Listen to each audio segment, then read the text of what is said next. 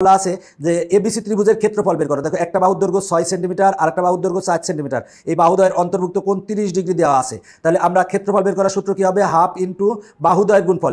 একটা বাহু কত 4 আর একটা বাহু কত 6, আর ইন্টু কি হবে সাইন বাহুদ্বয়ের অন্তর্ভুক্ত কোণ, বাহুদ্বয়ের অন্তর্ভুক্ত কোণ কত 30 ডিগ্রি। এবার আমরা যদি কাটাকাটি করি তাহলে এখানে 2 হয়, 6 দুগুণে কত 12, আর ইন্টু সাইন 30 ডিগ্রি মান কত হাফ। এবার কাটাকাটি করলে আসে কত 6, তার মানে ক্ষেত্রফল হবে কত 6 বর্গ সেন্টিমিটার। একই রকম অঙ্ক এর পরেরটাও একই রকম। এরপরে দেখো বলা আছে কোনো ত্রিভুজের দুটি বাহুর দৈর্ঘ্য দেওয়া আছে, একটা হচ্ছে 6 সেন্টিমিটার একটা 8 সেন্টিমিটার, এর ক্ষেত্রফল দেওয়া আছে। ওই বাহুদ্বয়ের মধ্যবর্তী কোণ বের করতে বলছে, মধ্যবর্তী কোণ মানে থিটার মান বের করবো। ক্ষেত্রফল কত দেওয়া আছে? ক্ষেত্রফল দেওয়া আছে 12√2 ইকুয়াল টু দেখো কি হাফ গুণ বাহুদ্বয়ের গুণফল, বাহুদ্বয়ের গুণফল তার মানে কত, একটা বাহু হচ্ছে 6 আর একটা বাহু হচ্ছে 8 ইন্টু কি হবে সাইন থিটা, এই থিটার মানটাই আমরা বের করব। এবার যদি এখানে কাটাকাটি করি তাহলে এখানে আসে হচ্ছে 3, তাহলে দেখো আমরা পাবো কত, সেটা হলো 12√2।